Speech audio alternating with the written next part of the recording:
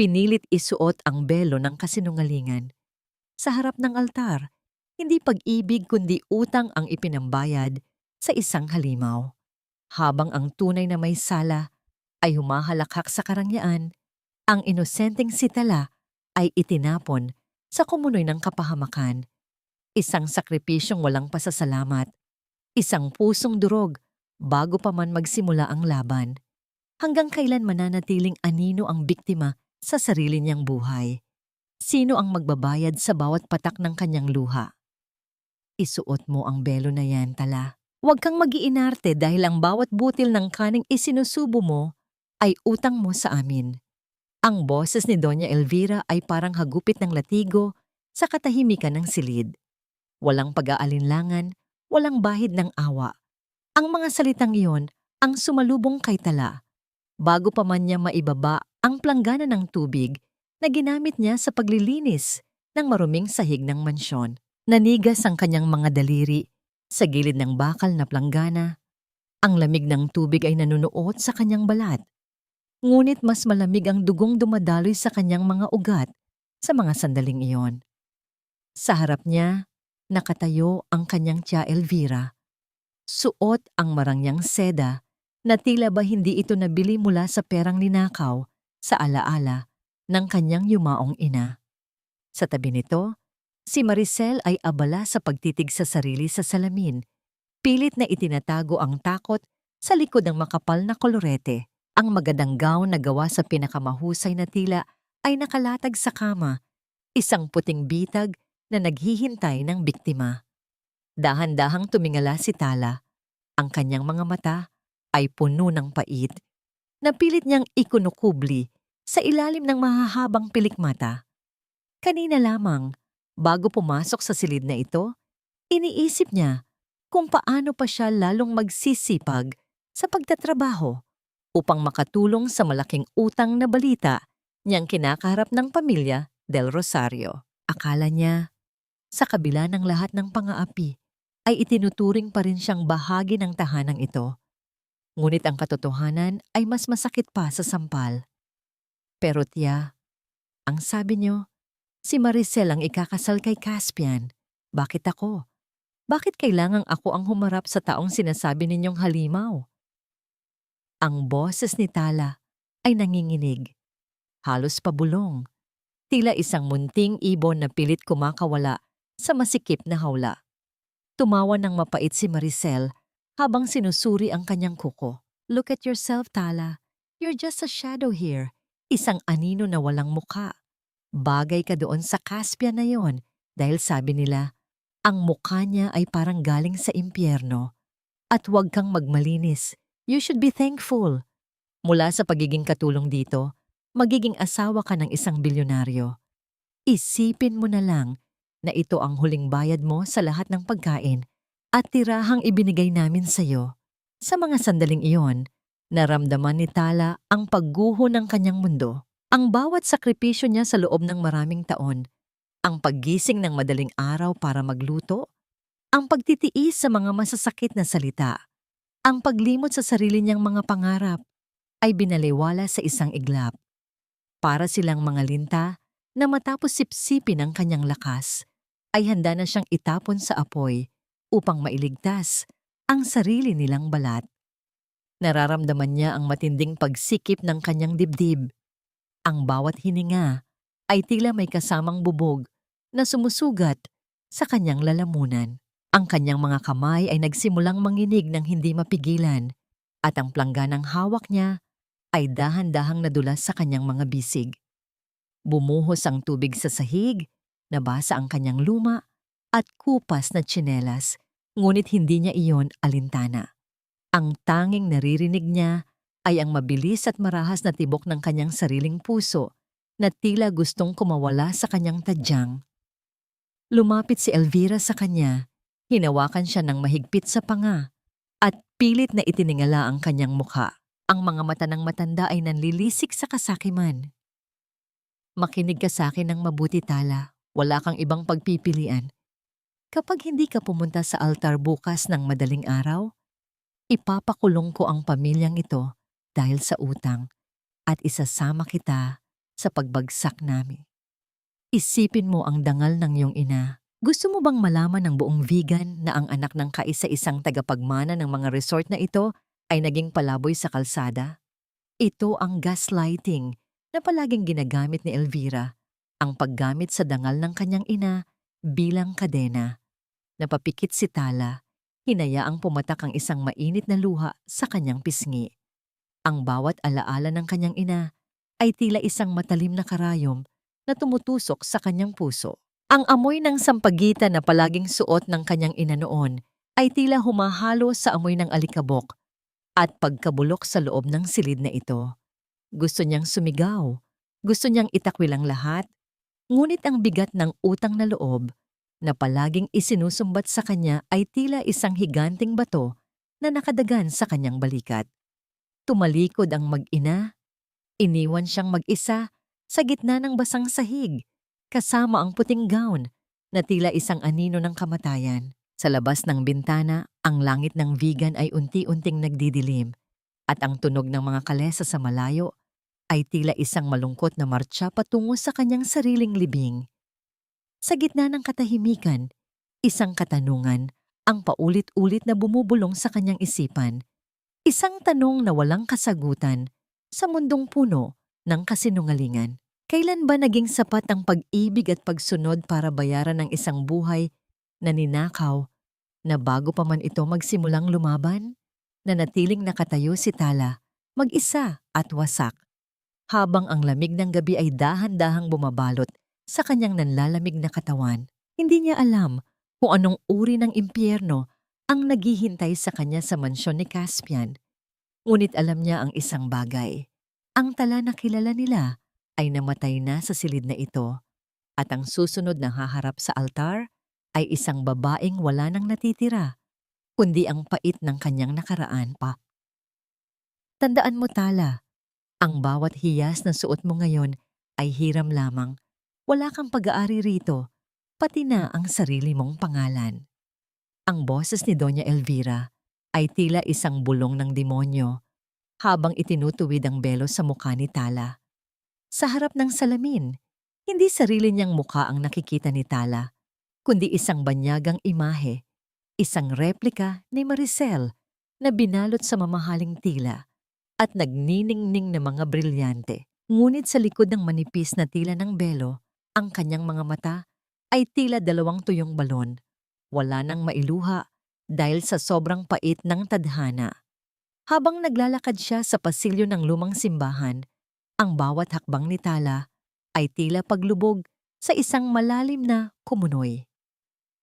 Ang tunog ng kanyang mga sapatos sa malamig na sahig na bato ay nagpapaalala sa kanya ng mga martilyong ipinapako sa isang kabaong.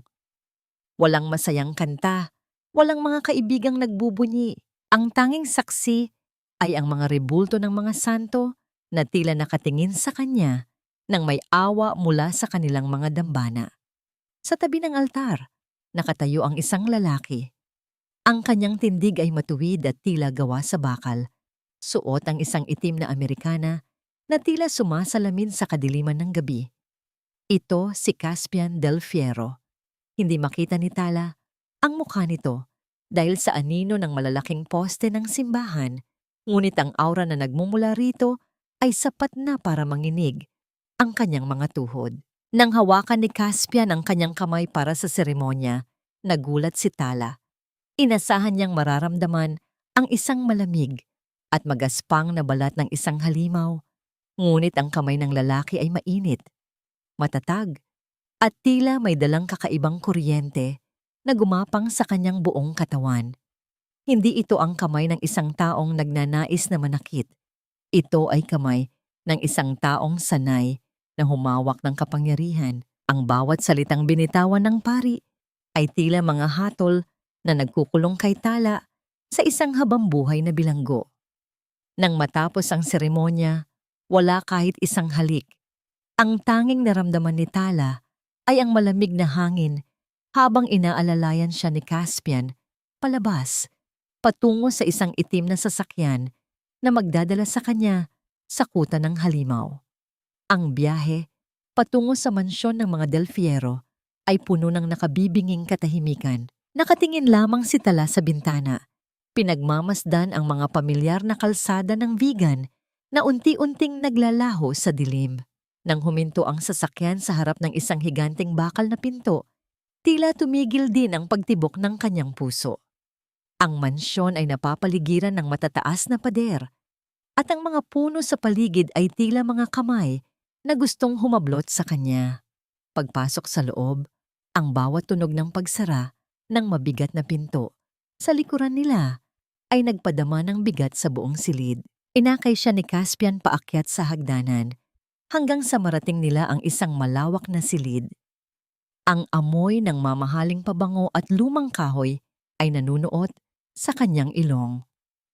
Dito ka muna, ang malamig na utos ni Caspian bago lumabas ng silid. Naiwang mag-isa si Tala sa gitna ng malawak na kama. Dahan-dahan niyang hinubad ang belo.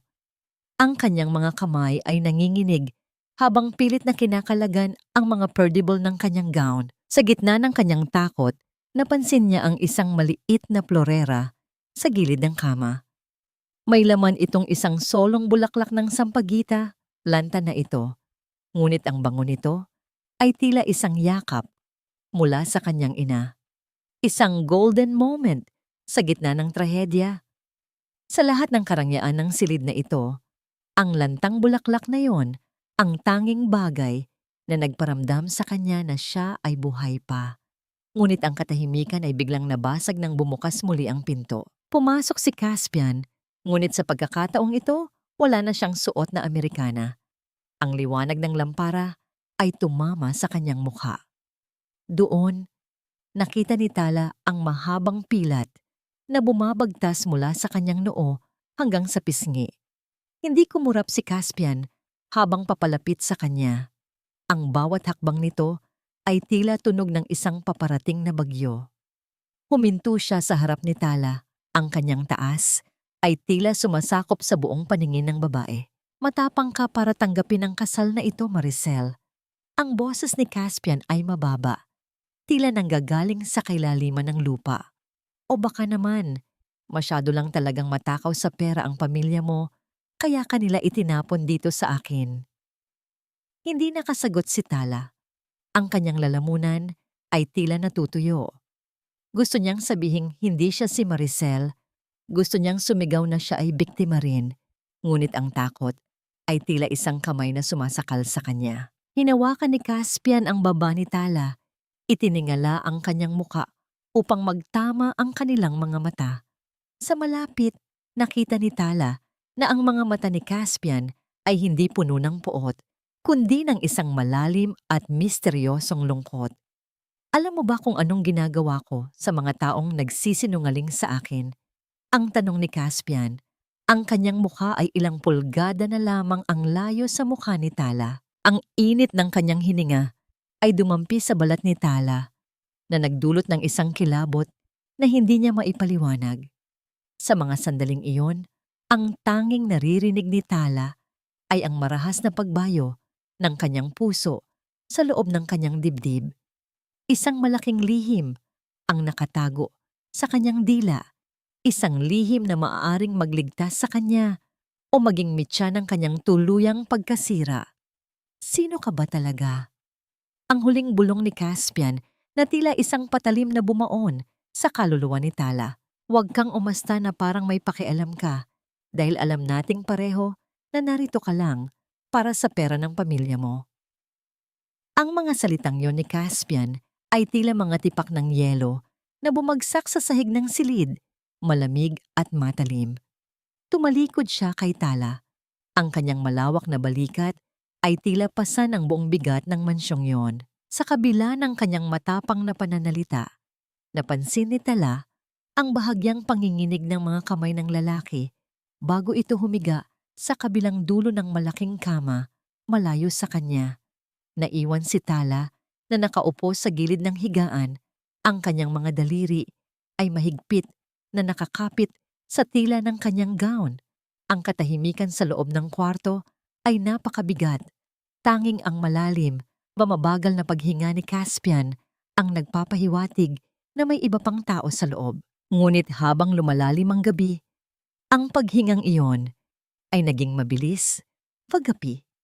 Narinig ni Tala ang mahinang pagdaing ni Caspian, isang tunog ng paghihirap na hindi mo aasahan mula sa isang taong tila gawa sa bakal. Dahan-dahang lumapit si Tala. Sa ilalim ng malamig na liwanag ng buwan na tumatagos sa bintana, nakita niya ang pawis na namumuo sa noo ni Caspian. Ang kanyang mukha, na kanina ay tila isang maskara ng galit, ay balot ngayon ng sakit. Ang mahabang pilat sa kanyang pisngi ay tila mas lalong namula dahil sa taas ng kanyang lagnat. Dito pumasok ang golden moment ni Tala. Sa halip na matakot o lumayo, nanaig ang kanyang likas na kabutihan. Kumuha siya ng isang palanggana ng tubig at malinis na tela. Ang tunog ng telang inilulubog sa tubig at ang banayad na pagpiga nito ay ang tanging musika sa loob ng silid. Dahan-dahan niyang ipinatong ang basang bimpo sa noo ni Caspian. Sa sandaling dumampi ang kanyang balat sa mainit na balat ng lalaki, tila may kuryenteng gumapang sa kanyang mga bisig. Hindi dahil sa takot, kundi dahil sa isang kakaibang pakiramdam ng koneksyon. Ina, patawad! Ang mahinang bulong ni Caspian sa gitna ng kanyang delirium. Napatigil si Tala. Ang tinig ni Caspian ay hindi na ang boses ng isang halimaw, kundi isang batang lalaki na nawawala sa dilim. Habang pinupunasan ni Tala ang pawis sa leeg ni Caspian, ang kanyang kamay ay nasagi ang isang maliit na drawer sa gilid ng kama na bahagyang nakabukas. Doon, nakita niya ang isang bagay na nagpatigil sa pagtibok ng kanyang puso. Isang lumang litrato. Kinuha ito ni Tala nang nanginginig ang mga kamay. Sa larawan, makikita ang isang magandang babae na may suot na kwintas na pamilyar sa kanya. Ang babaeng yon ay ang kanyang ina at sa tabi nito ay isang maliit na batang lalaki na may mga matang puno ng pag-asa. Bakit may litrato ng aking ina ang taong ito? Bakit tila bahagi siya ng nakaraang pilit na ibinaon ng mga Del Rosario? Ang pagkakaayos ng mga gamit sa silid, ang amoy ng lumang papel, at ang init ng katawan ni Caspian ay tila nagbubuo ng isang malaking palaisipan sa isipan ni Tala. Ang kanyang pagkatao bilang Maricel ay tila unti-unting natutunaw at ang tunay na Tala ay nagsisimulang magising sa gitna ng panganib. Habang pinagmamasdan niya ang natutulog na si Caspian, isang kakaibang hapdi ang gumuhit sa kanyang dibdib. Ang lalaking kinatatakutan ng lahat ay tila may dalang sugat na mas malalim pa sa pilat na nasa kanyang mukha. Sino ka ba talaga sa buhay ng ina ko, Caspian? Ang tanong na bumubulong sa isipan ni Tala habang dahan-dahan niyang ibinabalik ang litrato. Sa labas, ang hangin ay humahampas sa mga dahon ng puno na lumilikha ng isang tunog na tila isang babala.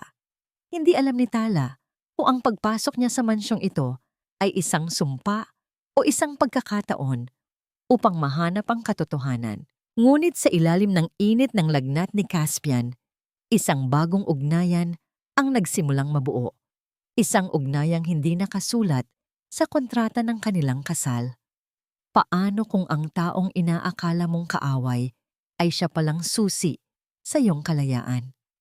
Nanatiling gising si Tala hanggang sa magbukas ang bukang liwayway, binabantayan ng lalaking bago pa lamang niyang nakilala, ngunit tila matagal na niyang kailangan. Sino ang narito? Ang amoy na yan. Ang bango ng mga bulaklak ng sampagitan na tila nagmumula sa nakaraan. Ang boses na yon ay paos ba mahina, tila nanggagaling sa ilalim ng lupa. Napatigil si Tala sa kanyang paglalakad sa likod ng malawak na hardin ng mansyon. Maaga pa lamang at ang hamog ay nakabalot pa sa mga dahon, ngunit ang matandang babaeng nakaupo sa isang lumang tumba-tumba ay tila bahagi na ng banyaga, pamadilim na kapaligiran. Ang kanyang mga mata ay balot ng puting ulap. Siya ay bulag, ngunit ang kanyang pandama ay tila mas matalas pa sa sinumang nakakakita. Dahan-dahang lumapit si Tala. Ang bawat hakbang niya sa ibabaw ng mga tuyong dahon ay lumilikha ng marahang tunog na pumupunit sa katahimikan ng umaga. Ako po si Maricel, ang mabuhay na pakilala ni Tala. Ang kanyang puso ay tila isang tambol na mabilis ang pagbayo dahil sa kaba. Isang mapait na ngiti ang gumuhit sa labi ng matanda. Hindi ikaw ang babaeng yon. Ang boses mo ay may dalang hapdi. Hindi katulad ng matinis, mapang-aping tinig ng anak ni Elvira. Halika rito, iha. Huwag kang matakot kay Lola Basyang. Sa mga sandaling iyon, naramdaman ni Tala ang isang kakaibang ginhawa. Ang tawag na iha ay tila isang balsamo sa kanyang mga sugat. Lumapit siya, balumuhod sa harap ng matanda. Hinayaan niyang hawakan ng mga kulubot.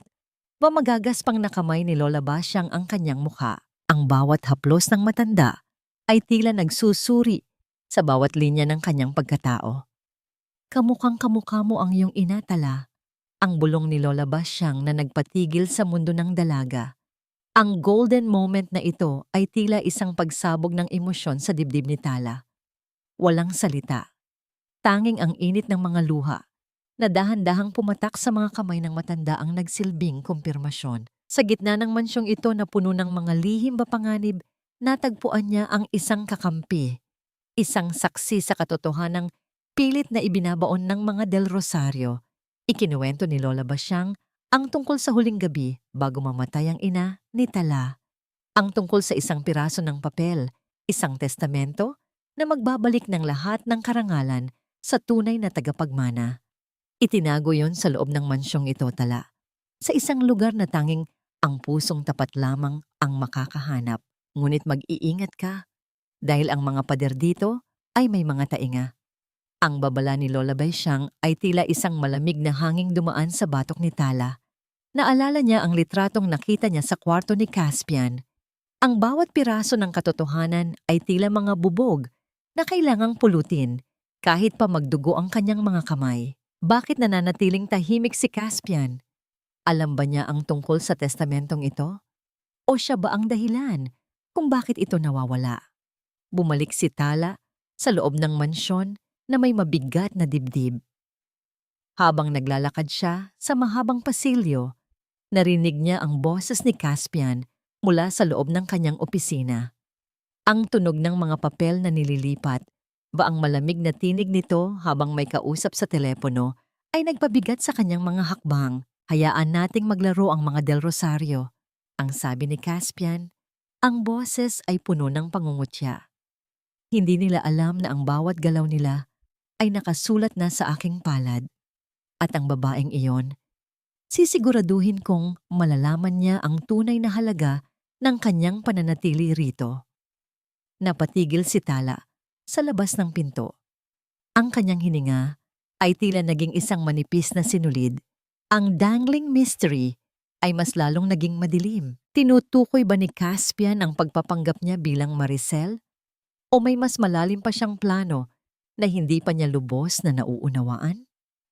Ang pagsasama ng amoy ng lumang kakahuyan ng mansyon ba ang amoy ng kaping barako na nagmumula sa loob ng silid ay tila nagpapatindi sa kanyang kalituhan. Sa isang panig, naroon ang init ng pag-asa mula kay Lola Basyang. Sa kabilang panig naman ay ang yelo ng pagdududa mula kay Caspian. Habang dahan-dahan siyang umaatras, isang tunog ng pagbagsak ng isang plorera mula sa dulo ng pasilyo ang bumasag sa katahimikan.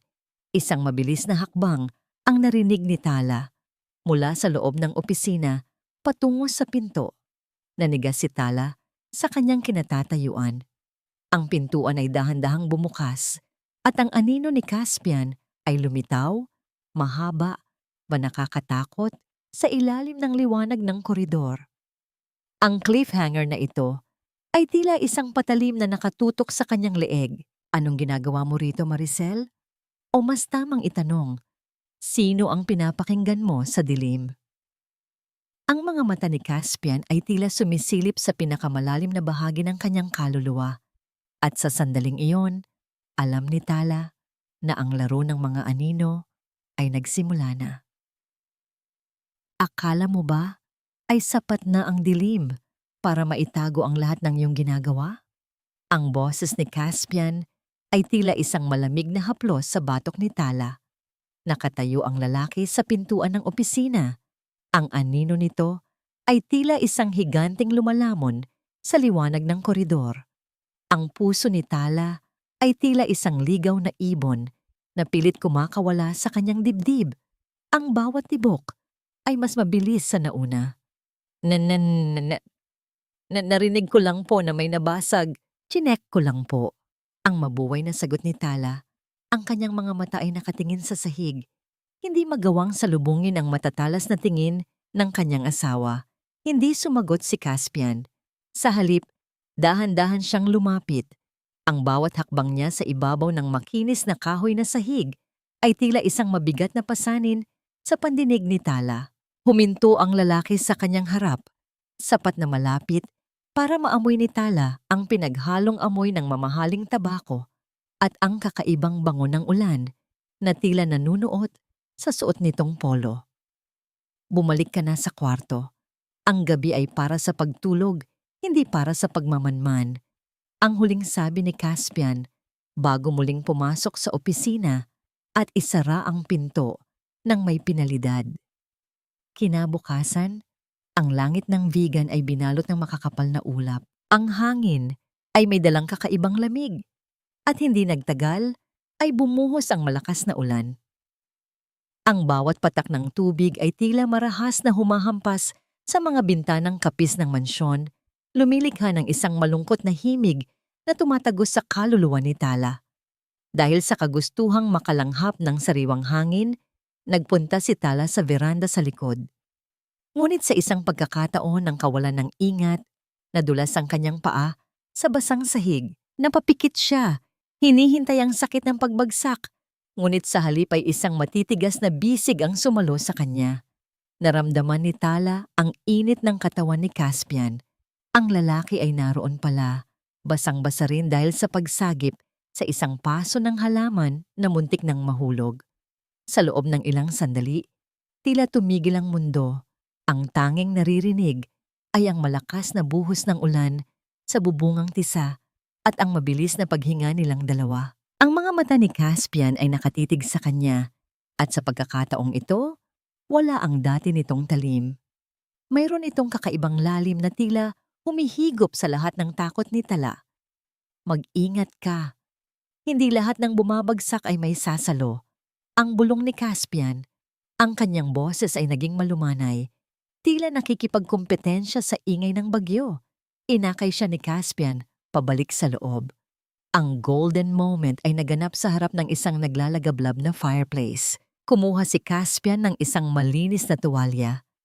Hindi niya ito ibinigay kay Tala. Sa halip, siya mismo ang dahan-dahang nagpatuyo sa buhok ng dalaga. Ang bawat haplos ng tuwalya sa kanyang ulo ay tila isang masuyong kumpisal. Ang mga kamay ni Caspian na inaakala ni Talang malupit ay tila mga pakpak ng paru-paro na dahan-dahang humahaplos sa kanyang anit. Ang katahimikan sa pagitan nila ay hindi na nakakabingi, kundi puno ng mga salitang hindi kayang bigkasin. Bakit mo ito ginagawa? Ang tanong ni Tala sa kanyang isipan. Bakit mo ako pinoprotektahan?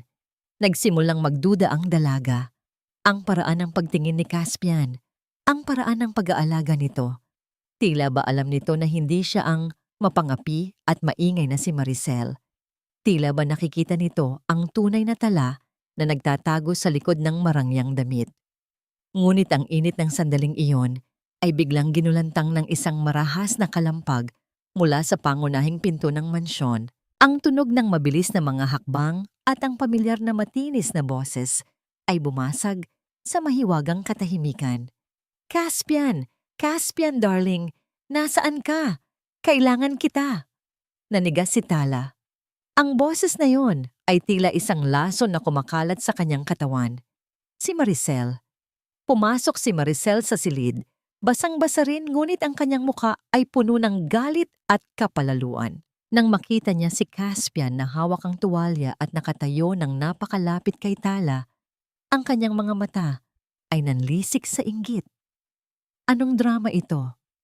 Ang sigaw ni Maricel. Ang kanyang mga daliri ay nakaturo kay Tala.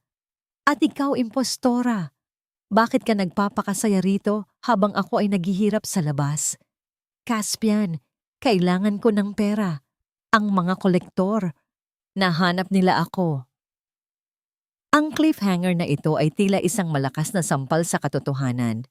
Ang ilusyon ng kapayapaan ay naglaho ng parang usok. Nakatingin si Maricel kay Tala ng may balak na manakit.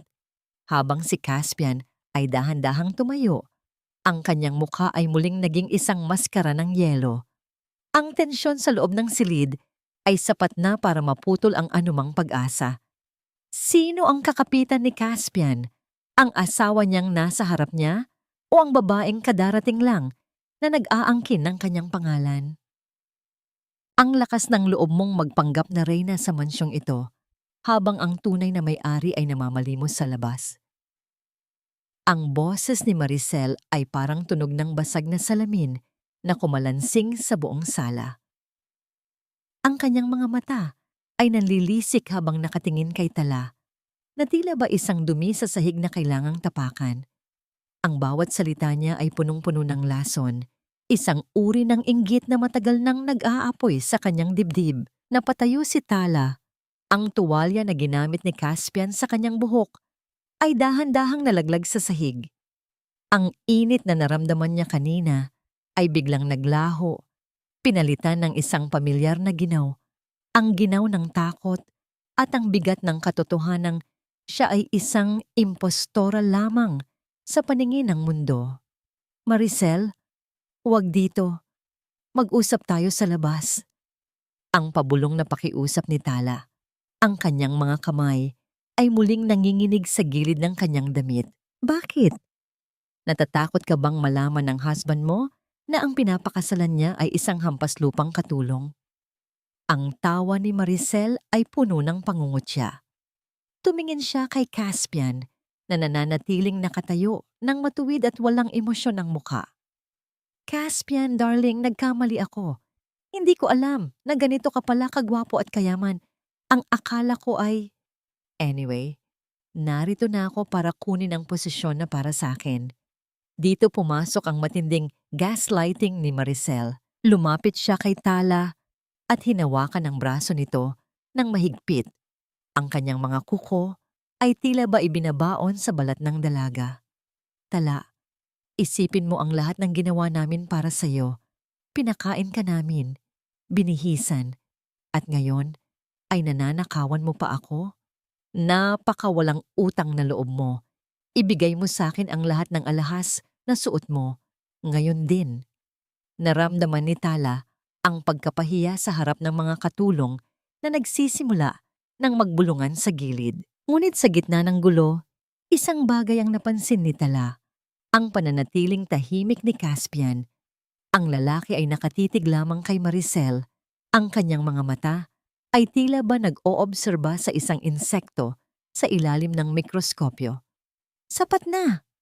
Ang malamig na tinig ni Caspian ang pumutol sa ingay. Ang tunog ng kanyang mga hakbang patungo sa dalawang babae ay tila ba nagpatahimik sa buong mansyon. Maricel, kung yan nga ang iyong pangalan, ang mansyong ito ay hindi isang palengke. Kung kailangan mo ng pera, kausapin mo ang aking abogado. Ngunit ang babaeng ito, turo niya kay Tala, ay ang asawang hinarap ko sa altar. At hanggat nasa loob siya ng aking pamamahay, siya ang susundin ninyo. Isang golden moment ng dignidad ang nangyari nang dahan-dahang tumalikod si Tala at nagsimulang pulutin ang mga kalat na ginawa ni Marisa, ang mga nabasag na gamit at ang basang tuwalya. Ginawa niya ito nang walang kibo. Ang kanyang likod ay matuwid sa kabila ng sakit. Ang katahimikan ni Tala ay mas malakas pa sa anumang sigaw. Isang pagpapakita na ang tunay na dangal ay hindi nanggagaling sa pangalan, kundi sa pagkatao. Dahil sa galit at pagkapahiya, nagtatakbo si Maricel paakyat sa itaas, pumasok sa silid na inakala niyang kwarto ni Tala. Naghalughog siya, itinapon ang mga unan, at binaligtad ang kutsyon sa pag-asang makakahanap ng mga nakatagong alahas. Ngunit sa ilalim ng kama, May isang bagay siyang nakapa, isang lumang sobre. Dahan-dahan itong binuksan ni Maricel. Ang tunog ng pagpunit ng papel ay tila ba isang babala ng paparating na sakuna. Nang mabasa niya ang mga nakasulat sa loob, ang kanyang galit ay biglang napalitan ng isang malupit na ngiti. Ang boses ni Maricel ay naging isang mahina, ngunit mapanganib na halakhak habang binabasa ang mga titik sa kupas na papel. Ang bawat salitang nakasulat doon, ang pangalan ng ina ni Tala, ang listahan ng mga ari-arian, at ang pirma ng notaryo ay tila mga gintong barya na kumikinang sa kanyang mga mata. Kaya pala narito ang basurang ito. Ang bulong ni Maricel, ang kanyang mukha ay binalot ng isang ngiting tila sa isang dyablo. Hindi lang pala siya nagtatago. Naghahanap siya ng paraan para mabawi ang lahat. Dahan-dahan niyang itinago ang sobre sa loob ng kanyang mamahaling bag. Ang tunog ng zipper na nagsasara ay tila ba hudyat ng isang masamang balak na nagsisimula ng mabuo. Alam ni Maricel na sa oras na mawala ang testamentong ito, wala nang magagawa si Tala. At mas higit pa roon, maaari niya itong gamitin para tuluyang wasakin ang pinsan at makuha ang atensyon ni Caspian. Samantala, sa ibaba, naiwang mag-isa si Tala sa gitna ng sala. Ang lamig ng aircon sa loob ng mansyon ay tila mas naging matalim, nanunuot hanggang sa kanyang mga buto. Huminto si Caspian sa harap ng bintana, nakatingin sa labas kung saan ang ulan ay unti-unti nang humihina, nagiiwan ng mga patak ng tubig na tila mga luha sa salamin. Sino siya sa buhay mo, Maricel? Ang tanong ni Caspian nang hindi lumilingon. Ang kanyang boses ay naging seryoso, walang halong biro at puno ng awtoridad. Naramdaman ni Tala ang pagkatuyo ng kanyang lalamunan. Pinsan ko po siya. Ang anak ng nagpalaki sa akin. Pinsan? Humarap si Caspian. Ang kanyang mga mata ay nanunuri. Kung gayon, bakit tila mas masahol pa siya sa kaaway kung ituring ka? At bakit tila takot na takot ka sa bawat salitang lumalabas sa bibig niya? Hindi nakasagot si Tala.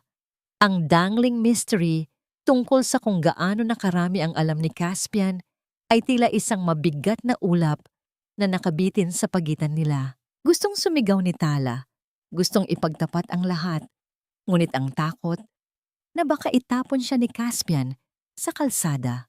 O mas malala, baka saktan nito ang kanyang tia Elvira at tuluyang mawala ang pagkakataong mahanap ang testamento, ang nagpatikom sa kanyang bibig. Huwag kang mag-alala, ang sabi ni Caspian. Ang kanyang boses ay muling naging malamig. Sa mansyong ito, ang aking salita, ang batas. Walang sino man ang makakapanakit sa iyo hanggat asawa kita. Ngunit tandaan mo ito, ayoko ng mga lihim na maaring sumunog sa aking tahanan. Ang mga salitang iyon ay tila isang babala at isang pangako. Bumaba si Maricel mula sa itaas. Ang kanyang mukha ay hindi na bakas ng galit. Sa halip, puno ito ng isang mapanuring katahimikan.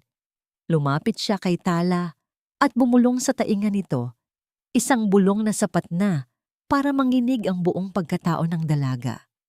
Enjoy your stay here, Tala. Dahil sa susunod na magkita tayo, hindi lang ang korona mo ang kukunin ko. Sisiguraduhin kong sa kangkungan ka pupulutin, kasama ang lahat ng pangarap mo. Lumabas si Maricel ng mansyon nang walang lilingon-lingon. Ang tunog ng kanyang mabilis na paglakad sa ibabaw ng mga tuyong dahon sa labas ay tila ba hudyat ng isang paparating na gera. Naiwan si Tala na nakatitig sa kawalan. Ang internal pacing ng kanyang kaba ay tila isang orasan na mabilis ang pagtakbo. Nagmadali siyang umakyat sa kanyang kwarto.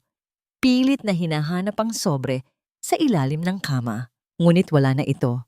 Ang sahig ay bakante. Ang tanging natira ay ang amoy ng luma at maalikabok na kakahuyan. Ang cliffhanger na ito ay tila isang kutsilyong bumaon sa puso ni Tala. Ang huling alas niya, ang tanging paraan para mabigyan ng katarungan ang kanyang ina ay nasa kamay na ng kanyang pinakamatinding kaaway. Paano na siya lalaban kung ang sandata niya ay naging mitya na ng kanyang sariling kapahamakan? At si Caspian, hanggang kailan mananatiling bulag ang lalaki sa laro ng mga anino sa loob ng sarili niyang mansyon? Huwag mong hanapin ang isang bagay na kailanman ay hindi magiging sayo. Dahil sa huli, ang basura ay mananatiling basura kahit balutin mo pa ng ginto. Ang boses ni Doña Elvira sa kabilang linya ng telepono ay tila isang malamig na tawa ng isang mangkukulam. Nanginginig ang mga kamay ni Tala habang hawak ang receiver sa loob ng silid-aklatan ng mansyon. Ang bawat salita ng kanyang tiya ay tila mga patalim na unti-unting hinihiwa ang kanyang natitirang pag-asa. Kakasuri lang ni Tala sa ilalim ng kama, sa loob ng mga cabinet, at maging sa ilalim ng mga alpombra, ngunit ang sobrang naglalaman ng testamento ay tuluyan ng naglaho. Ang bawat pintig ng kanyang puso ay tila isang babala na ang oras niya ay paubos na. Nasaan ang dokumento, tiya? Iyan na lang ang natitira sa alaala ng ina ko. Maawa naman kayo. Ang pakiusap ni Tala, ang kanyang tinig ay basag, puno ng pagsusumamo na kahit ang bato ay lalambot. Awa? Ang awa ay para sa mga mahihina. Tala, at ikaw ang pinakamahina sa lahat. Ang sagot ni Elvira bago pinutol ang tawag. Ang tunog ng linyang nawalan ng koneksyon ay tila ang huling hininga ng katarungan sa pandinig ni Tala. Sa gitna ng kanyang kalituhan, isang golden moment ang naganap. Nakita ni Tala ang isang maliit na saplot sa gilid ng bintana. Isang panyo na may borda ng pangalan ng kanyang ina. Hinawakan niya ito ng mahigpit, idinikit sa kanyang pisngi, at doon niya naramdaman ang isang kakaibang lakas. Hindi siya maaaring sumuko. Kung wala na sa mansyon ang dokumento, kailangang may mahanap siyang ibang ebidensya sa opisina ng mga Del Rosario sa bayan. Dahan-dahan siyang lumabas ng mansyon habang ang lahat ay abala sa paghahanda para sa hapunan. Ang tunog ng ulan na tumitila na ay tila nagbibigay sa kanya ng pagkakataon na tumakas pansamantala. Pagdating sa lumang opisina ng pamilya Del Rosario sa Vigan, ang amoy ng luma at maalikabok na mga libro ay sumalubong sa kanya. Ang katahimikan ng gabi ay tila isang saksi sa kanyang bawat galaw. Gamit ang isang maliit na susi na itinago niya mula pa noong bata siya, binuksan niya ang pinto. Ang tunog ng kandado na bumubukas ng marahan ay tila isang sigaw sa katahimikan ng silid. Nagsimula siyang maghalughog sa mga cabinet.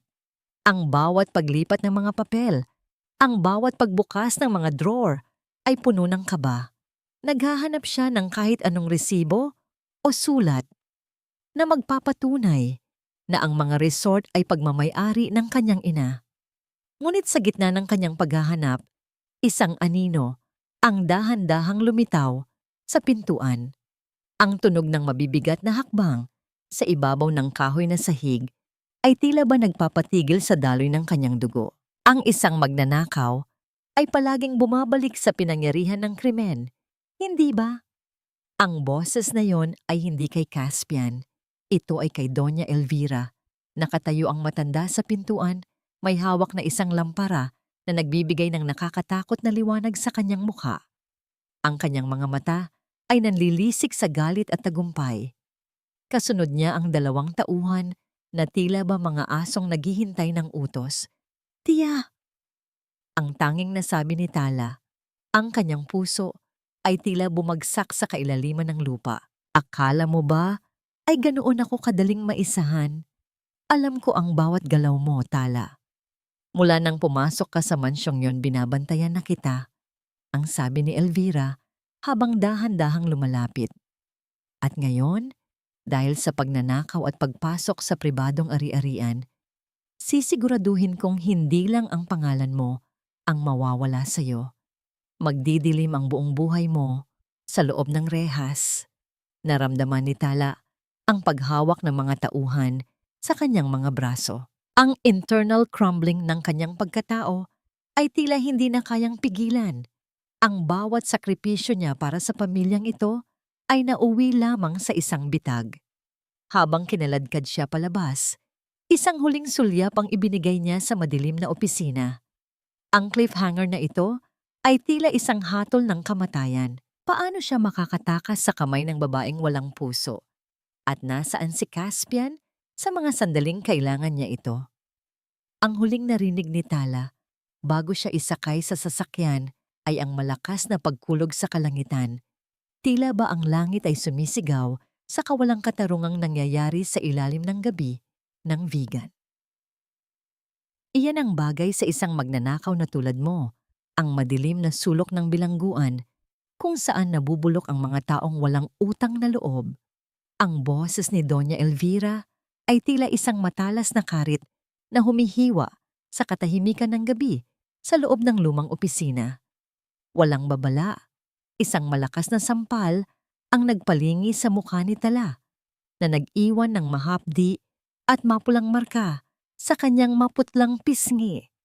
Ang bawat daliri ng matanda ay tila may dalang lason na nanunuot sa kanyang balat. Hindi makapagsalita si Tala. Ang kanyang paningin ay bahagyang lumabo dahil sa biglaang sakit. Ngunit mas masakit ang bigat ng isang bagay na biglang isinilid ni Elvira sa bulsa ng kanyang suot na cardigan. Nang tignan niya ito, isang nagniningning na kwintas na brilyante ang nakasilip, ang paboritong alahas ni Elvira na matagal na nitong sinasabing nawawala. Magnanakaw. Ang sigaw ni Maricel na kadarating lang. Ang kanyang tinig ay puno ng pekeng gulat. Kaya pala panay ang pasok mo sa mga kwarto namin, Tala. Hindi lang pala asawa ang ninanakaw mo, pati ang mga hiyas namin. Ang boykan ng Miyamay, irony, ay tila isang malupit na biro. Sa loob ng opisina, kung saan ang ina ni Tala ay dating nagpapatakbo ng negosyo ng may dangal, ang kanyang anak ay pilit na dinudungisan sa harap ng mga saksi. Ang amoy ng lumang papel at amag sa silid ay tila sumasakal kay Tala, habang ang ulan sa labas ay marahas na humahampas sa mga bintana, tila nakikigulo sa kanyang panaghoy. Naramdaman ni Tala ang internal crumbling. Ang kanyang mga tuhod ay tila nawalan ng lakas at dahan-dahan siyang napasandal sa malamig na pader. Ang bawat hininga niya ay tila may kasamang dugo. Wala siyang magawa kundi ang yakapin ng sarili habang kinaladkad siya ng mga tauhan ni Elvira pabalik sa mansyon ni Caspian upang iharap sa hustisya.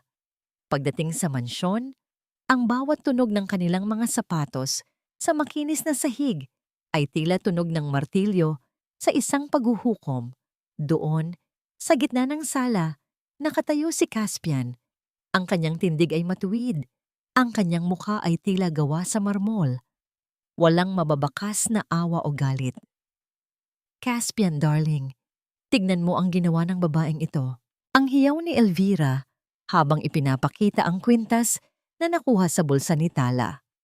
Pinasok niya ang opisina namin para magnakaw pa ng mga dokumento at alahas. Ito ba ang uri ng babaeng gusto mong manatili sa pamamahay mo? Ang golden moment ay naganap sa gitna ng kahihiyan. Tumingin si Tala kay Caspian, hindi upang humingi ng awa, kundi upang ipakita ang katotohanan sa kanyang mga mata, sa kabila ng kanyang gulugulong buhok at ang bakas ng sampal sa kanyang pisngi, na natiling matigas ang kanyang paninindigan. Hindi ako magnanakaw, Caspian. Alam mo kung sino ang tunay na kumuha-muha ng lahat mula sa akin. Ang bulong ni Tala. Ang kanyang boses ay tila isang munting kandila sa gitna ng malakas na hangin. Ngunit si Caspian ay nanatiling tahimik. Lumapit siya kay Tala. Ang kanyang mga hakbang ay tila tunog ng paparating na hatol. Kinuha niya ang kwintas mula sa kamay ni Elvira at sinuri ito sa ilalim ng liwanag ng chandelier. Ang bawat segundo ng katahimikan ay tila isang taon para kay Tala. Isang magnanakaw ay walang lugar sa aking mansyon. Ang malamig na pahayag ni Caspian. Ang mga salitang iyon ay tila isang malaking pader na gumuho sa ibabaw ni Tala. Naramdaman niya ang matinding pagsikip ng kanyang dibdib. Ang bawat tibok ng puso niya ay tila isang sigaw ng kawalan ng pag-asa. Inisip niya na sa lahat ng tao, si Caspian ang makakaunawa sa kanya. Ngunit sa halip, tila nakikipagkaisa pa ito sa kanyang mga kaaway. Humarap si Caspian sa kanyang mga tauhan. Dalhin siya sa kwarto sa itaas. Ilak ang pinto. Walang sino man ang lalapit sa kanya hanggat hindi ako ang nagsasabi. Ang dangling mystery ay mas lalong lumalim. Bakit hindi siya agad ipinasa sa pulisya? Bakit tila may ibang plano si Caspian sa likod ng kanyang malamig na mga mata? Habang kinaladkad si Tala paakyat sa hagdanan, narinig niya ang mapaglarong halakhak ni Maricel at ang mapagmataas na boses ni Elvira na tila nagdiriwang na ng tagumpay. Ang cliffhanger na ito ay tila isang madilim na hukay na walang katapusan. Nakulong si Tala, hindi lang sa isang silid, kundi sa isang sitwasyong tila wala ng labasan. Naiwan si Caspian sa gitna ng sala. Hawak pa rin ang kwintas, habang ang kanyang tingin ay nakapako sa hagdanang dinaanan ni Tala. Sa ilalim ng liwanag, ang kwintas ay kumikinang, ngunit ang mas nakakasilaw ay ang lihim na tila unti-unti nang sumasabog sa loob ng kanyang isipan. Humingi ka na ng tawad sa harap ng lahat habang suot mo ang maskarang yan, dahil pagkatapos ng gabing ito, wala nang mukhang maihaharap ang isang katulong na katulad mo sa buong vegan. Ang boses ni Maricel ay puno ng malupit na kagalakan habang tinitignan niya ang kanyang sarili sa malaking salamin ng silid-bihisan. Sa tabi niya, si Tala ay nakatayo ng matuwid, binalot ng isang napakagandang gown na kulay pilak na tila ba gawa sa liwanag ng buwan. Ngunit sa likod ng marangyang tila, ang kanyang katawan ay nanginginig at ang bawat hininga niya ay tila isang pakikipaglaban sa isang hindi nakikitang kamay na sumasakal sa kanya. Isang mahiwagang miyamay, irony, ang bumabalot sa sandaling ito. Si Tala, na ikinulong ni Caspian sa kwarto nitong mga hululing araw, ay biglang pinalabas at binihisan ng pinakamahal na hiyas para sa masquerade ball ng mga Del Fierro. Habang ang mga katulong ay maingat na inilalapat ang makinis na maskara sa kanyang mukha, nararamdaman ni Tala na tila ba ito ang kanyang huling gabi bago ang isang hatol ng kamatayan. Ang bango ng mga bulaklak ng sampagita na nakakalat sa buong mansyon ay tila naging amoy ng isang malungkot na paalam. Ang bawat yabag ng kanyang sapatos sa ibabaw ng makintab na marmol na sahig patungo sa ballroom ay tila tunog ng isang orasan na mabilis na tumatakbo patungo sa panganib. Pagpasok niya sa malawak na bulwagan, ang tunog ng marahang musika mula sa mga biolin ay tila isang malungkot na panaghoy sa kanyang pandinig. Ang mga tao ay nakamaskara, ang kanilang mga mata ay nagmamasid sa likod ng mga ginto at pilak na takip. Lumilikha ng isang atmosfera ng misteryo at takot. Tignan niyo ang aking pinsan, ang bulong ni Maricel sa mga bisita habang humahagik-hik. Ang kanyang tinig ay sapat na malakas upang marinig ni Tala. Napakaganda niya sa kanyang maskara, hindi ba? Sayang nga lang at ang lahat ng iyan ay hiram lamang, pati na ang dangal na pilit niyang ipinapakita. Naramdaman ni Tala ang internal crumbling. Ang bawat titig ng mga tao ay tila mga karayom na tumutusok sa kanyang balat.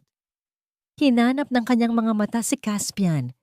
Nakita niya ang lalaki sa kabilang dulo ng bulwagan. Suot ang isang itim na maskara na tila bagawa sa anino. Ang kanyang tindig ay tila isang hari na nagmamasid sa kanyang nasasakupan. Ngunit ang kanyang mga mata ay nananatiling malamig at hindi mabasa. Dito pumasok ang golden moment. Lumapit si Caspian kay Tala at dahan-dahang kinuha ang kanyang kamay upang isayaw siya. Sa gitna ng ballroom, habang ang musika ay unti-unting lumalakas, naramdaman ni Tala ang init ng palad ng lalaki. Ang bawat ikot nila sa gitna ng bulwagan ay tila isang pansamantalang pagtakas mula sa realidad. Bakit mo ako dinala rito?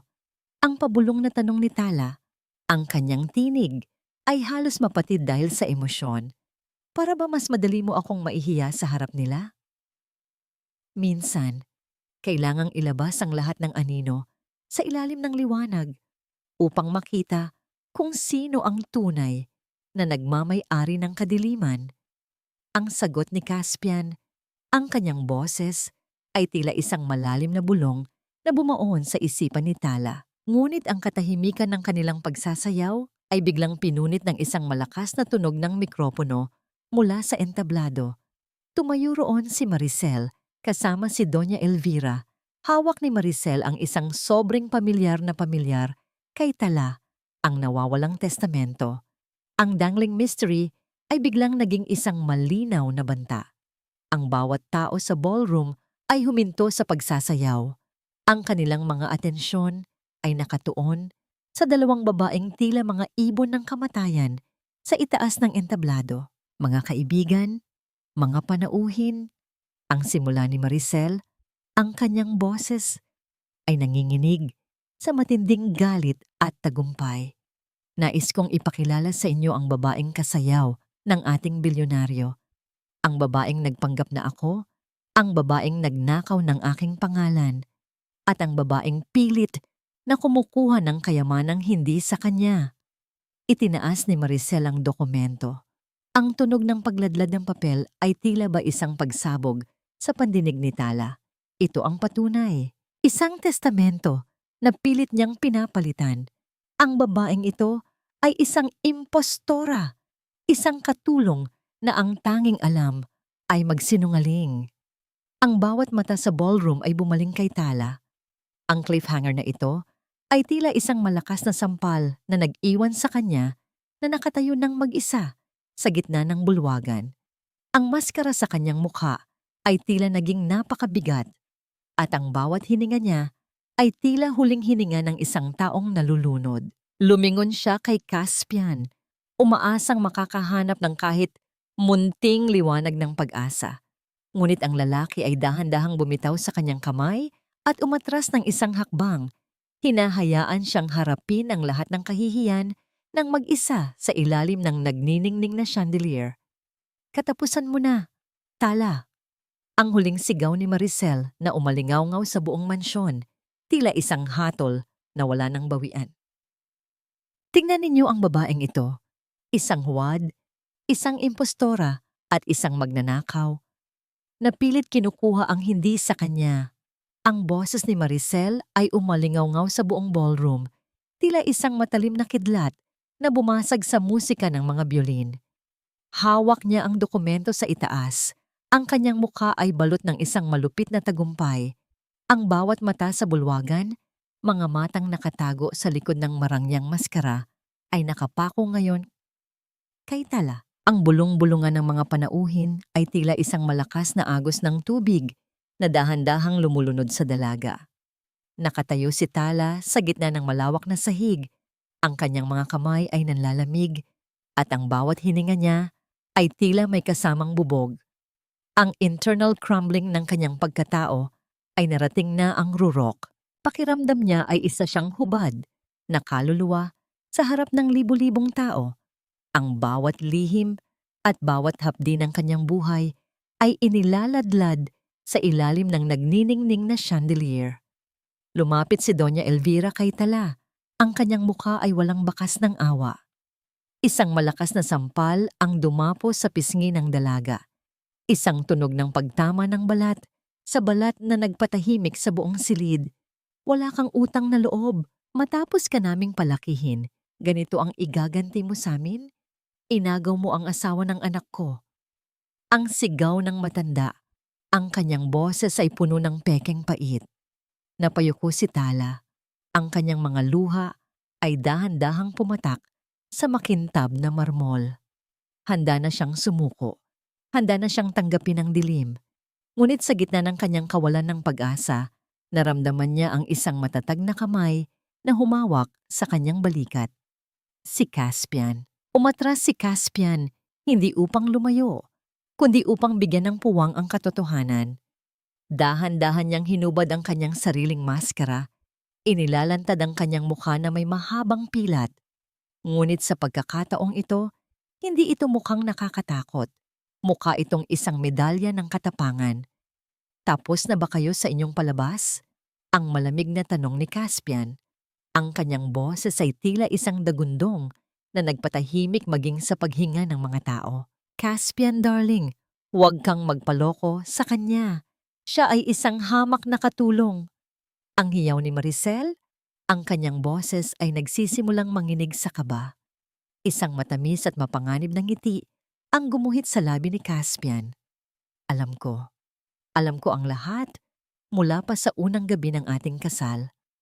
Alam ko na ang babaeng hinarap ko sa altar ay hindi ang babaeng sakim na nakatayo sa entablado ngayon. Nagkaroon ng matinding katahimikan sa loob ng bulwagan. Ang twist ay tila isang malakas na pagsabog sa pandinig ng mga Del Rosario. Naglakad si Caspian patungo kay Tala. Sa harap ng lahat, dahan-dahan siyang lumuhod sa isang tuhod.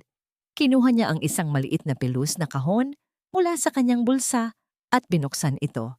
Isang singsing na may malaking asul na brilyante, ang tunay na singsing ng pamilya Del Fierro, ang kumikinang sa ilalim ng liwanag. Tala, ang tawag niya sa tunay na pangalan ng dalaga. Ang boses ay puno ng pagmamahal na matagal na niyang itinatago. Hindi mo na kailangang magtago sa dilim, sapagkat mula sa gabing ito, ikaw ang tunay na reyna ng mansyong ito at ng aking buhay. Ang golden moment na ito ay nagpatulo ng luha hindi lang sa mga mata ni Tala, kundi maging sa ilang mga panauhing nakasaksi sa wagas na pag-ibig sa gitna ng panlilinlang. Ngunit hindi pa doon nagtatapos ang lahat. Tumayo si Caspian at humarap kina Elvira at Maricel. Naglabas siya ng isang asul na folder. Ang dokumentong hawak ni Maricel ay isang kopya lamang ng pekeng testamento na sadyang ipinakita ko sa kanya. Ito? Itinaas niya ang hawak na folder. Ito ang tunay na kasunduan na pinirmahan ninyo noong isang gabi. Sa kagustuhan ninyong makuha ang aking yaman, hindi ninyo binasa ang maliliit na titik sa huling pahina. Ang tunog ng pagbukas ng folder ay tila hatol ng kamatayan para sa mga Del Rosario. Lahat ng ari-arian ninyo, ang mga resort na ninakaw ninyo sa ina ni Tala, pati na ang inyong mansyon, ay legal nang naisalin sa pangalan ni Tala Del Rosario. Ngayon, kayo ang walang-wala. Kayo ang mga impostora sa mundong ito. Ang internal crumbling ay lumipat na sa panig ni na Elvira at Maricel. Ang mukha ng matanda ay naging kasing puti ng papel. Habang si Maricel ay napaupo sa hagdanan, ang kanyang mga mata ay dilat sa matinding gulat at panghihinayang. Ang bawat pangarap nilang gawa sa kasinungalingan ay naglaho na parang usok. Mga guard, ilabas ang mga taong ito sa aking pamamahay. Ang huling utos ni Caspian. Ang cliffhanger na ito ay hindi na tungkol sa takot, kundi tungkol sa hustisya. Habang kinaladkad ni na Elvira at Maricel palabas ng ballroom, ang kanilang mga sigaw ay unti-unting naglalaho sa dilim ng gabi. Naiwan si Tala sa gitna ng bulwagan, suot ang tunay na singsing, habang si Caspian ay dahan-dahang idinidikit ang kanyang noo sa noo ng dalaga. Wala nang dapat ikatakot, Tala. Tapos na ang gabi ng mga anino. Ngunit sa gitna ng tagumpay, isang tanong pa rin ang naiwan sa isipan ng lahat. Magagawa kaya ni Tala na harapin ang bagong bukas ng may kapatawaran o ang pait ng nakaraan ay mananatili pa ring isang sugat na mahirap hilumin?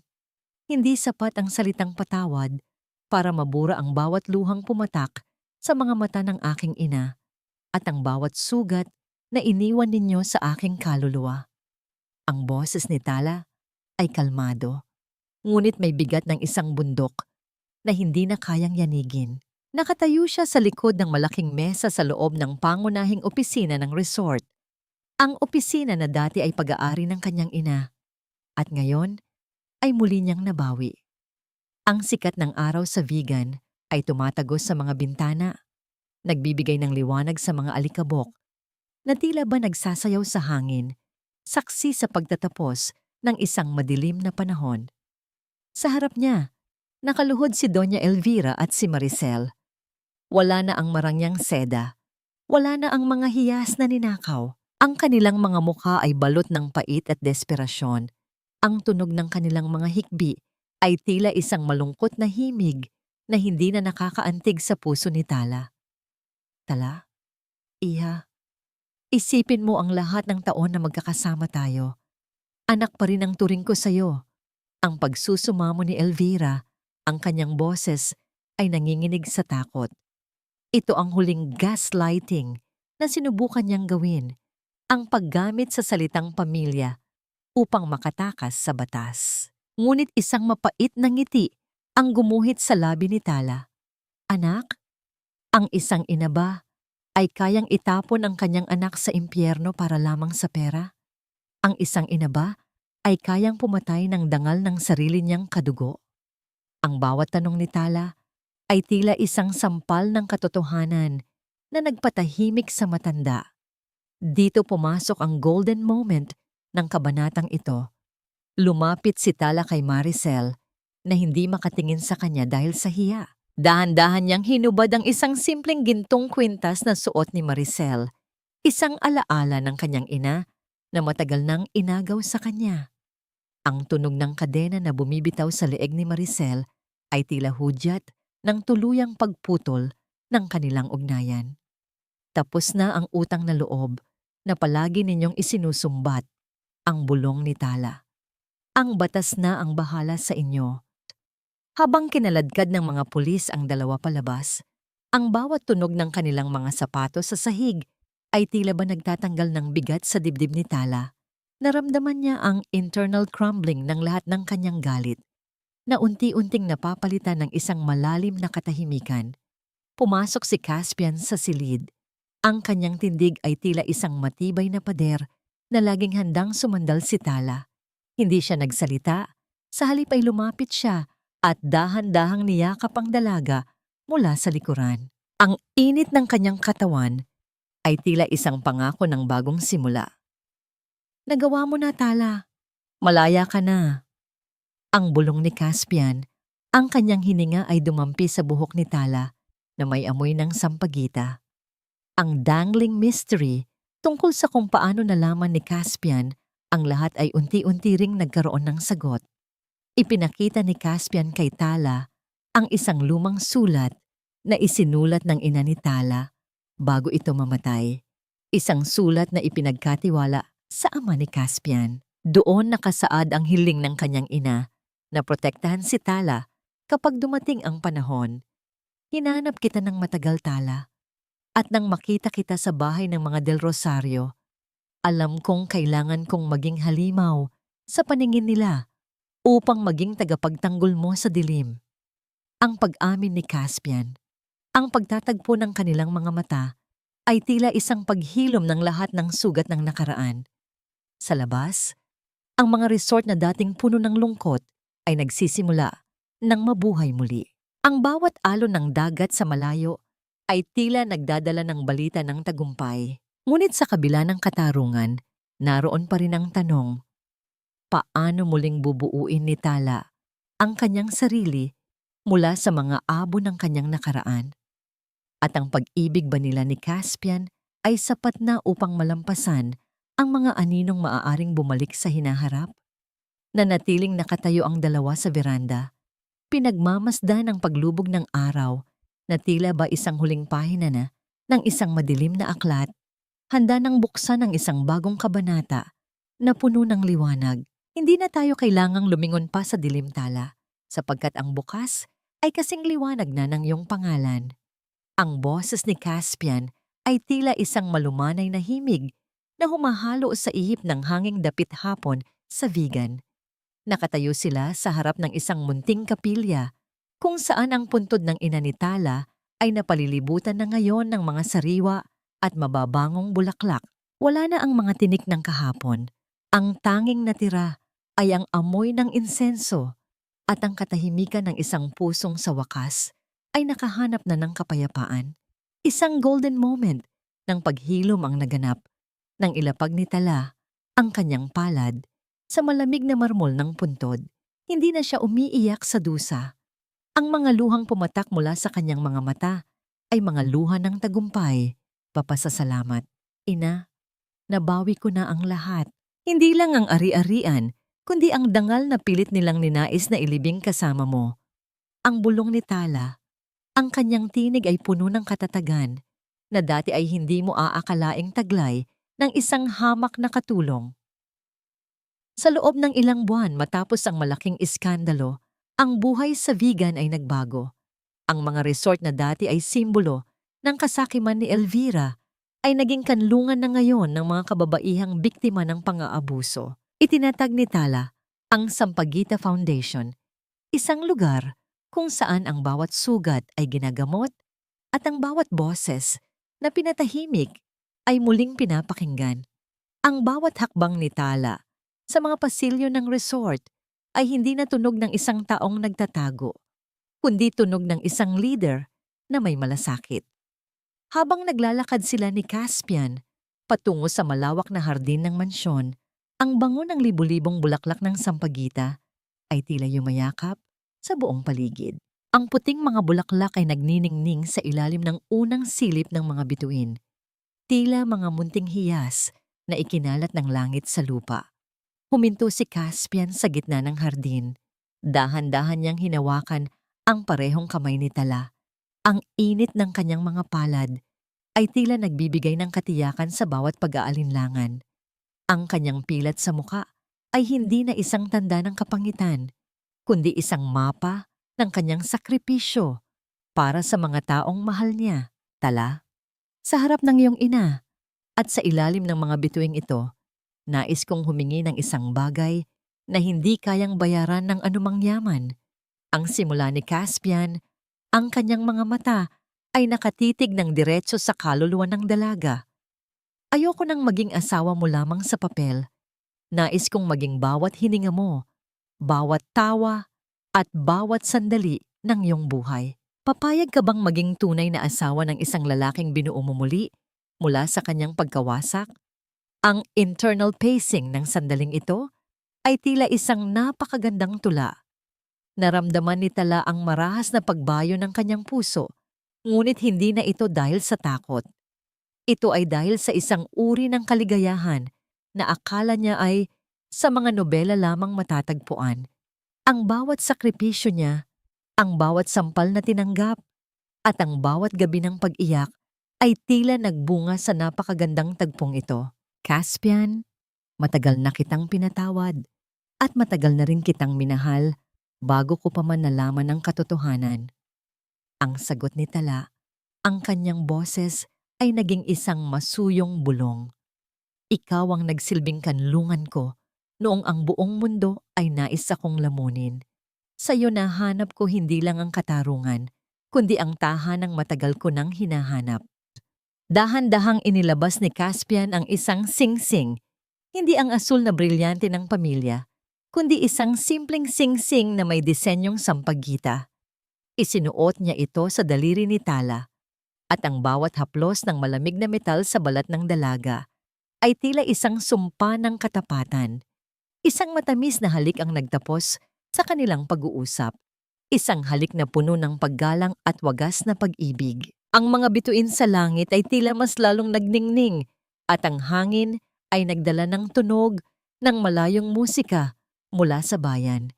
Tila ba ang buong vegan ay nakikigulo sa kanilang kaligayahan. Ang cliffhanger ng kabanatang ito ay hindi na isang banta, kundi isang paanyaya sa isang bagong bukas. Samantalang ang mga anino ng nakaraan ay tuluyan ng nabaon, si Tala at Caspian ay nakatayo ng magkasama, handang harapin ang anumang pagsubok na darating, bitbit ang aral na ang tunay na ganda ay hindi nakikita sa mukha, kundi sa katapangan ng isang pusong marunong magmahal at magpatawad. Wala nang anino, Caspian, ang huling bulong ni Tala habang nakasandal ang kanyang ulo sa balikat ng lalaki. Ngayon, tayo na ang magiging liwanag sa isa't isa. Ang bawat kwento ay may katapusan, ngunit para kay Tala, ang wakas ay isa lamang pintuan patungo sa isang walang hanggang simula. Lumipas ang 5 taon mula nang ang gabi ng masquerade ball ay bumasag sa mga anino ng Vigan. Ngayon, ang mansyon ng mga Del Fierro ay hindi na isang malamig na kuta ng mga lihim, kundi isang tahanang laging bukas para sa tawanan at pag-asa. Ang bawat sulok na dati ay balot ng takot ay nagniningning na ngayon sa ilalim ng init ng pagmamahalan, sa malawak na hardin kung saan ang mga bulaklak ng sampagita ay tila isang puting dagat sa ilalim ng sikat ng umaga. Isang maliit na batang babae ang masayang tumatakbo. Ang bawat tunog ng kanyang maliliit na paa sa ibabaw ng malambot na damuhan ay tila isang musika na nagpapangiti kay Tala. Ang bata ay may mga matang kasing ningning ng mga bituin, mga matang hiram sa kanyang ina, at isang determinasyong hiram naman sa kanyang ama. Aurora, dahan-dahan lang sa pagtakbo, baka ka madapa. Ang masuyong paalala ni Tala habang nakaupo sa isang tumba-tumba, pinagmamasdan ng kanyang anak. Wala na ang mga bakas ng pait sa mukha ni Tala. Ang kanyang kagandahan ngayon ay hindi na galing sa mga hiram na hiyas, kundi mula sa isang pusong malaya at panatag. Sa kanyang tabi, lumapit si Caspian, dala ang 2 tasa ng mainit na kape. Ang bawat galaw ng lalaki ay puno pa rin ng proteksyon at paghanga para sa kanyang asawa. She has your spirit, Tala. Masyadong matapang para sa kanyang edad. Ang biro ni Caspian habang dahan-dahang hinahaplos ang balikat ni Tala. Ang kanyang pilat sa mukha ay bahagya ng naglaho sa paglipas ng panahon, o marahil ay hindi na lamang ito napapansin dahil sa liwanag ng kanyang mga ngiti.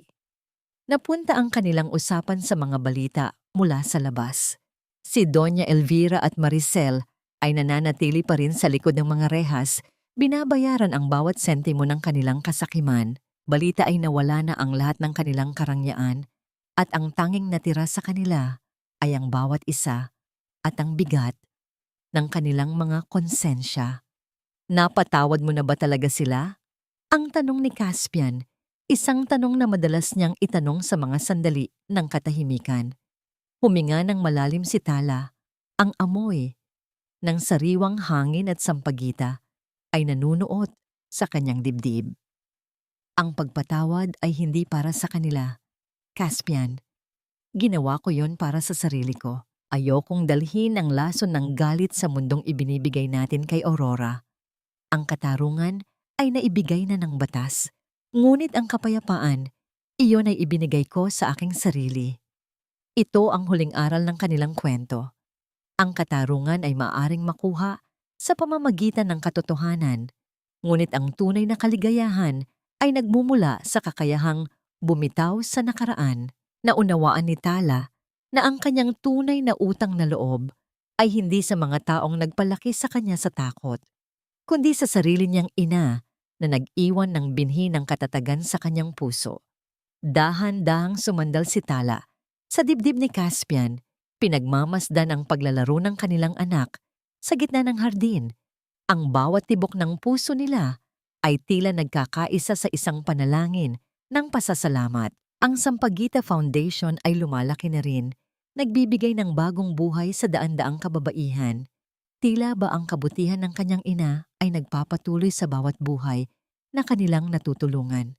Sa huling sandali ng dapit hapon, habang ang langit ay nagiging kulay ube at ginto, naramdaman ni Tala ang isang banayad na hangin na humahaplos sa kanyang pisngi, isang yakap na tila nanggagaling sa kabilang buhay. Salamat, Ina. Ang huling bulong ni Tala sa hangin. Ang kwento ni Tala, ang substitute bride na naging reyna ng kanyang sariling tadhana, ay nagtatapos hindi sa karangyaan, kundi sa isang simpleng katotohanan na ang pag-ibig na tapat, kapag hinaluan ng katapangan at pagpatawad, ay ang pinakamalakas na sandata laban sa anumang dilim. Sa ilalim ng mga bituin ng Vigan, wala ng anino.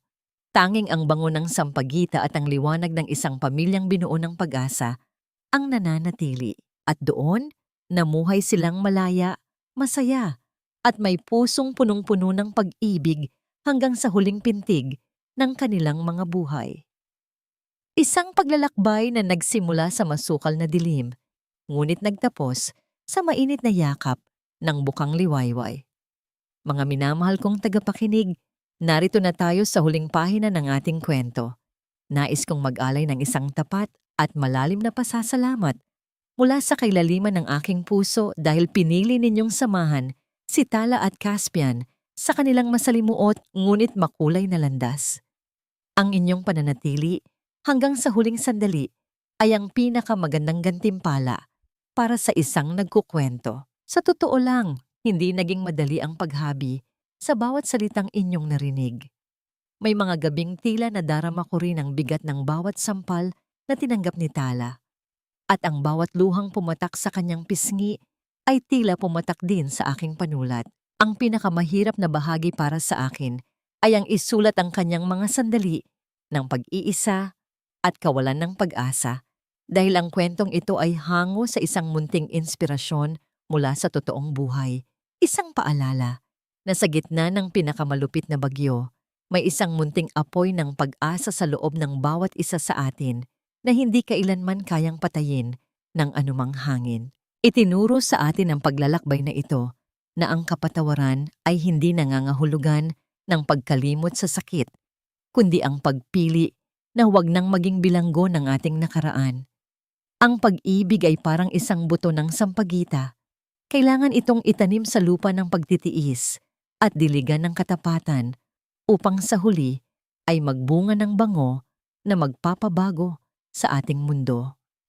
Ang bawat sugat ay hindi tanda ng ating pagkatalo, kundi isang patunay na tayo ay lumaban at muling nabuo. Ngunit bago tayo tuluyang magpaalam, may isang katanungang nais kong iwan sa inyong mga isipan. Sa gitna ng matinding pagkakasala at pagtataksil na inyong nasaksihan, ikaw ba, sa iyong sariling buhay, kaya mo rin bang magpatawad ng kasing wagas ng ginawa ni Tala? Kaya mo rin bang talikuran ng puot upang makamit ang kapayapaan ng iyong sariling kaluluwa? O mas pipiliin mong bitbitin ang bigat ng nakaraan? Sana ay nag-iwan ang kwentong ito ng isang munting liwanag sa inyong mga puso sa gitna ng inyong pang-araw-araw na gawain. Kung naantig ang inyong damdamin sa paglalakbay ni Tala at Caspian, sana ay maibahagi ninyo ang kwentong ito sa inyong mga kaibigan at mahal sa buhay. Huwag ninyong kalimutang i-like ang video na ito, mag-iwan ng inyong mga tapat na saloobin sa comment section, at mag-subscribe para sa marami pang kwentong magpapaiyak at magbibigay sa atin ng inspirasyon. Maraming salamat muli sa inyong walang sawang pakikinig. Hanggang sa susunod nating pagkukwentuhan, manatili sana tayong liwanag at pag-asa sa isa't isa. Paalam.